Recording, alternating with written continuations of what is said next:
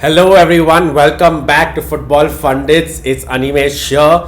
From now on, our FPL segment from this year on will be called the FPL Fundits, an extension to this channel, especially just the Fantasy Premier League side. It's taken a while for us to get here, but all the technical difficulties seem to finally be gone. So I'm very excited to finally be getting this episode out to you. With about, I think, a week to go for the new season to start. So we'll be cramming in the remaining episodes as soon as I possibly can. In this episode, we'll be talking about I'll give you a look at my first draft, the fixtures, the teams with the best fixtures, obviously, players on my radar who might still make it into the team before the first game week deadline. For all the first time FPL players, the deadline for a particular game week is 90 minutes before the first game of that game week, not 60 minutes. The rule has changed since last season, so please keep that in mind. Very excited for this season to start. So many new players coming in, players moving around internally in the league as well. The Danny Ings surprise will be upsetting for a lot of Watkins on the right there. We have so much of stuff like that going on, right? So can't wait to get started. Before we do, I'll just take you quickly through our Fundits Mini League. These are the rules, just basic rules for our Fundits Mini League for this new season. You must be subscribed to our channel and follow us on our social media handles on Instagram and on Twitter. The winner of our Mini League at the end of the year will get the home kit for the 2022-2023 season. Doesn't matter, I guess, which league you're from. As long as it's possible, I'll try to get that to you. The winner of last year's Fundits League, Manship, will be getting his jersey very soon. So Manship, if you're watching this, congratulations once again. You'll be receiving your home jersey very soon. So last season finished just outside the top 10k. A little bit upsetting. I was pretty much in the top 10k since game week 5. I slipped out in the very last game week. Just a few poor decisions, I guess. Well, it's fine. Like I said, it was my highest finish ever. Hopefully I can build on this and get you guys some good tips. This episode will be relatively short compared to maybe the other ones that will follow after this. But pretty much try to focus on just the first draft and the how of why I kind of structured the team, right? Just join our FPL league. It is now open. The league code is right here below. There'll be a special edition for the cup winner as well. I'll come to that on our social media handle or in a subsequent videos. So now let's get started. Let's have a look at my first draft. As you can see, I've gone with Sanchez in the back, Trent Alexander-Arnold, Soufal, Veltman, Bruno Fernandes, Salah, Son, obviously. Some would mistake me for a Spurs fan, right? Not a United fan, but yeah. Buendia, Smith Rowe, Calvert-Lewin, Antonio. Foster on the bench there for me. Omobatile from Norwich, Obafemi, and Bardsley. Now, obviously, this is not set, right? I think I would say if you had to ask me percentage-wise, this team is 70% set. Last season, look, the important thing here that I've seen is the last season I went confidently without Trent Alexander-Arnold, which was one of the reasons why I was in the top 10k from the very start, right? A lot of people had faith in TAA, and he didn't deliver in the first half of the season, right? I went without him, I did well, and the backup always was for me that if it backfires, game week 3, wildcard a few players out, get Trent in. This season I'm a little more worried about not starting with Trent, right? Seemed to finish last season in good form. Yes, that injury right before the Euros could have put him off, but he seems to be starting this season. Rest of Liverpool's defense, Virgil van Dijk, we don't know if they're playing game week 1 or Gomez. So in terms of clean sheet, even with a good fixture run, there is a doubt, right? But looking at those fixtures, you have to, I guess, kind of include Trent in for now. I've obviously gone for Soufal. Now, I obviously prefer Cresswell. I did that last season as well. I went for Cresswell from the start, even though Soufal was giving those returns at a cheaper rate. This season, with the way it's so tight, if you can look at the bench that I have, it's pretty much 4.0 and 4.5 striker, right? Now with Ings going in, does Obafemi get a start for Southampton? That remains to be seen, but I'll go to that later, right? Soufal is the only one who has to kind of fit in right now in that budget what I have. Can't really yet squeeze in a premium asset. More of your Man City players. Diaz at 6. Can't right now find a way to squeeze that in. So some more tinkering might happen. I don't know if I want to go in for a Man City player in the first 3 game weeks, although that Mahrez temptation is now there, right? No KDB, no Foden injuries. Grealish obviously won't be there. Mahrez seems to be set in there, right? Will Jesus start ahead? There's a lot of uncertainty there too, right? Now Veltman obviously starts because Lamptey is again injured. Poor record for him clearly. And Brighton's fixtures, Sanchez and Veltman. Do I want to double up there? In my players to watch segment right after this, I will be taking you through the ifs and buts and putting other players in. But that's what I have for now. Bruno Fernandes, again, United have a few injuries, but he does seem to be set in stone for me. He will be on penalties, especially if Rashford's out. Cavani might not be starting. Does Martial start? Will it be Greenwood along with him? Sancho might not be available for the first game week as well. So I think Bruno that way is nailed. Now what worries me is he nailed for the first 2 game weeks where our squad is kind of patched up? Will all our defenders be fit? Much to be spoken about there, but if you are making your first draft, he has to be nailed, and for me, he's nailed so far. Salah will be in my team unless there's any injury update saying he's going to miss the first game because he will be my captain. Yes, Son does play Man City, but Kane not starting, obviously. Son will be on penalties. Looks decent in the preseason. I don't give preseason too much importance apart from seeing who's fit enough to just start in the first few game weeks and who's just not available, right? So I do think that Son will pretty much still stay in my side. Now coming to the other 2 players, right? People are going for Rafinha, but with Grealish gone out especially, Buendia's in my side. Buendia, you have obviously a new signing coming in there, right? For Aston Villa. Ings maybe not playing the first game week, so I think Watkins shouldn't fret too much. Maybe good to start for the first 2 game weeks. But yeah, I think Buendia might also remain in my side, especially with the fixtures, right? Smith Rowe for me is a filler with Arsenal having a few decent, fixtures themselves. Again, yes, does Arsenal have the best fixtures? No. But I think Brentford away in the first fixture, Chelsea, City afterwards are a bit of a bother. But I think I might start with 5 midfielders and 2 strikers the way things are going right now. So this might not be far from the truth that I might just leave Smith Rowe in there.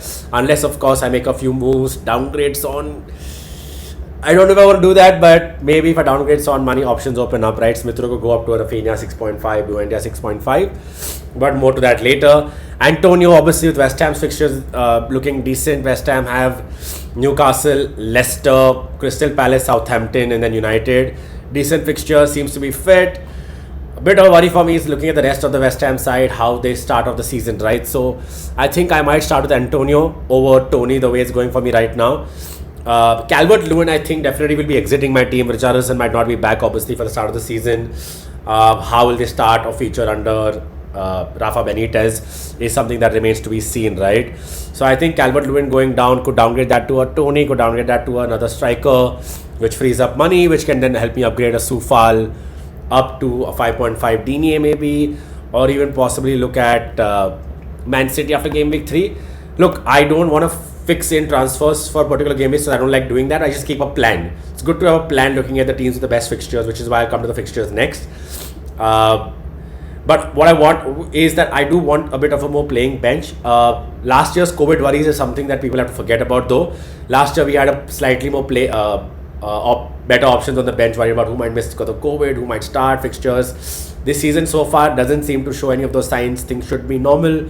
So don't worry too much about I need a playing bench completely, but I kind of want a better bench than this side, which is why I think this is a 70% chance that this is my team. I think Calvert-Lewin could be going out, maybe Soufal, tinkering with one of the midfielders, so there will be a few changes coming in there, right? But right now, that's pretty much what my team is so far. Looking at the fixtures, because Everton have a good fixture run, West Ham have a decent fixture run, Spurs have a okay-ish fixture run, but I kind of want to just take a chance with Son. He tends to start the season strong. Like I said, again, no Kane maybe for the first 2 game weeks, right? So good advantage there. Salah, Bruno, obviously fixtures are great. Liverpool have the best fixtures out of that. Brighton have, along with them, have good fixtures too. Now I'll take you through, those fixtures, and then after that I'll take you through the players who I might consider to replace these players. So that's a look at my team, and I'm going to move on now to the best fixtures. Right, so look, Aston Villa, obviously we spoke about, have a good fixture run. Watford, Newcastle, Brentford, right? Now, for me, I kind of look at it this way. The reason why I don't even know if Buendia's 100%, he gives me that option, right? I could always just look at Rafinha is sort of same price point, right? Could go down to a cheaper midfielder, trying to find the next story right there for me, right? So that's where I am, or that's what I'm looking at right now.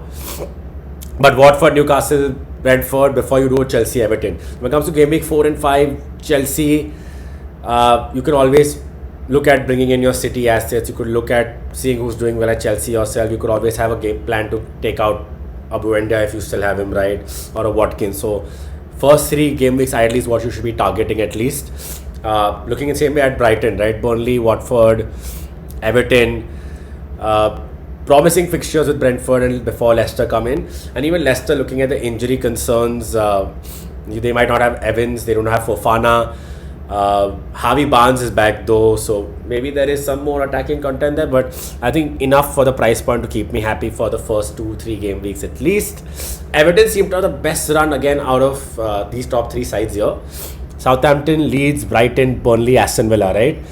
You could see goals against Leeds, you could see goals against Southampton as well, Burnley and Aston Villa. But the only thing for me is, which is why I might switch from a DCL and get Digne into defense, because I don't want to miss out on some points there. I just worry about DCL without Richarlison, right? Once I get more information about that, I'll either decide to keep Richarlison in, DCL in, or take DCL out. Liverpool, obviously a good run apart from the Chelsea right there. They have probably good first 8 fixtures. Norwich, Burnley, screaming Salah captain right there, long as he's fit. Leeds, Crystal Palace again, goals written all over those fixtures. For me, Chelsea, depending on what Chelsea, do we see the same Chelsea that we saw the end of last season, tight in the back? You can always switch over captaincy to Bruno because they have Wolves over there. Or if you end up sticking with DCL, you can go DCL against Brighton. If you have Aston Villa, you have Watkins, you can go possibly Watkins against Brentford, assuming Ings is not starting, right? So you have kind of cover over there, even if you are worried about the Chelsea fixture. But yeah, for me, outside of these teams, right, in the coming episodes, I'll talk to you about Brentford, West Ham, Newcastle, likes of Wilson.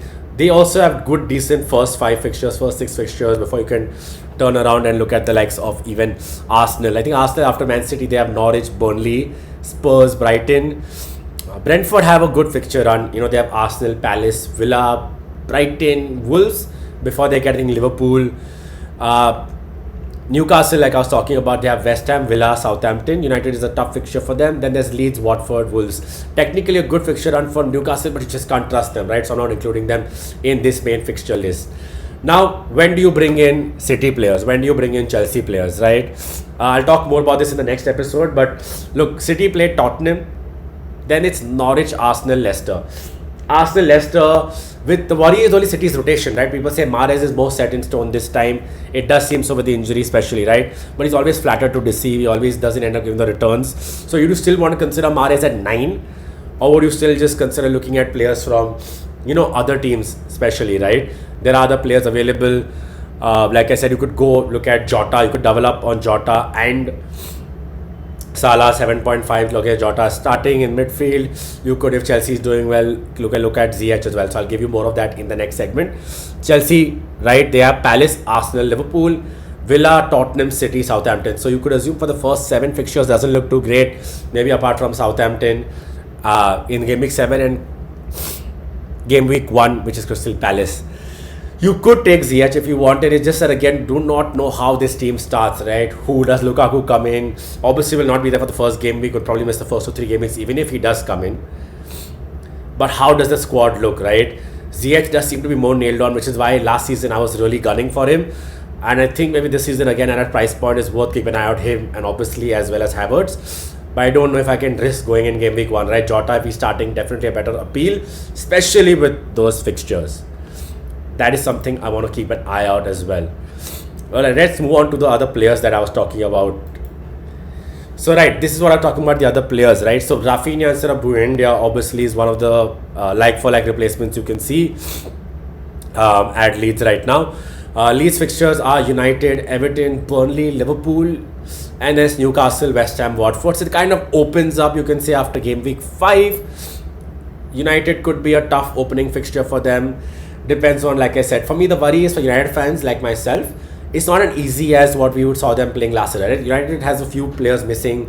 Pogba, Bruno should start with Greenwood up ahead and Martial. Cavani, Sancho, Rashford though not available, right, mostly. So worry about even who starts in our defense. Varane obviously won't be starting in that first game as well. So a few things to consider there, but looking at that Everton and Burnley, Liverpool, I'd rather just maybe look at Buenda in those first three fixtures instead. Obviously this could change, which is why they are still on my radar before the first game week starts, right? Now, Mahrez I spoke about, right? Do you want to go in for 9.0? Look, the argument is instead of going for Son, you could go in for Mahrez because Son's fixtures are City, Wolves, Watford, Crystal Palace, and City's fixtures are Tottenham, Norwich, Arsenal, Leicester. I think just even with the fixture wise, right? I just think Mahrez gives you the extra edge right there for me. I think he's worth considering to keep Son over there. Mahrez for me, I just feel because of his price point, uncertainty of starting is why he's not in my squad. It could change even with the injuries of to KDB and to Foden and Grealish not being there. I think it'll be one of those impulsive moves where I'll just get panicked and maybe take Mahrez in. As of now, I don't see myself doing that, right? Let's see that if I do that. Let's say I do take out DCL, go down to a Tony that gives me 1.5 to medal with. I probably upgrade my bench. Maybe take Soufal out, get Digne in, so I get Everton cover there for those fixtures. Get in Martinez instead of Sanchez because Sanchez seems to be a go-to keeper for everyone with Brighton's defense, which we saw last season, but they could start out differently this season, right? So I don't know how nailed on Sanchez is too for me. So I think Martinez could still for me be an outside option, just looking at the number of saves he makes, right? Worry for me again is the number of players they've added to the squad ahead. It's just like the first season and when they survive relegation. A couple of new players in, how cohesive will they be? Will there be a bit of gelling issue? Because we did see them struggling without Grealish and there's no Grealish again now, right? That's one to keep an eye out for. Jota, again, like I said, Jota could come in if I downgrade. So, for example, let's say I take out DCL, go down to a Tony or go down to or maybe move sideways, then I wouldn't have to move. Maybe look at a Marshall or Cavani. But let's say if I downgrade DCL, right, that gives you an option to upgrade Buendia to Jota, get a 7.5 in there. And the outside chart, like I said, ZH is one to keep an eye out for me. Maybe not game week 1, but for game week 3, if he does seem to be getting in those goals. Looks good in preseason, seems set to start for me this time. Looking at the way Chelsea are setting up, he's someone to keep an eye out for over there. Outside of this, obviously, City and Chelsea, like we spoke about already, those players need to be considered, right? But what are the other players you could consider, let's say, instead of DCL, like I was talking about? With fixtures, like I already told you guys, it's very difficult. Just because the fixtures look good, you can't say for sure. But look, Callum Wilson at 7.5 still a worry for me. I don't think he's cheap enough to consider, although the fixtures are saying it. That's a 0.5 you save over DCL. I think I'd rather risk or still go in for DCL over there, right? I don't know if I want to risk Callum Wilson there again. Obviously, that gives you the other safe option, right? Let's say you go for Tony because Brentford has good fixtures and Tony's ownership percentage is at about, I think, 30% right now when we're shooting this video.